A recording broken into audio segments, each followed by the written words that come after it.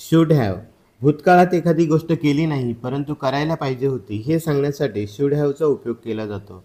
उदाहरणार्थ, तू मला सांगायला पाहिजे होतं, आपल्या संघाने सामना जिंकायला पाहिजे होता.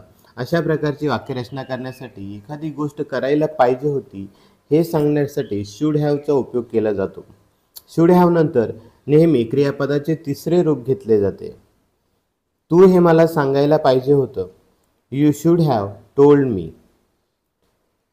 आपल्या संघाने सामना जिंकायला पाहिजे होता. Our team should have won the match.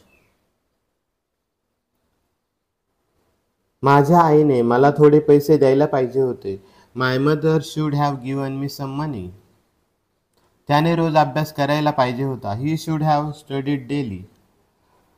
तिने तिचा गृहपाठ पूर्ण करायला पाहिजे होता.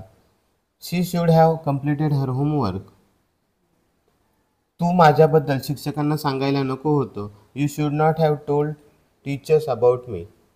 शुड हॅवचा वापर करून तुम्ही पुढील वाक्यरचना करण्याचा प्रयत्न करा.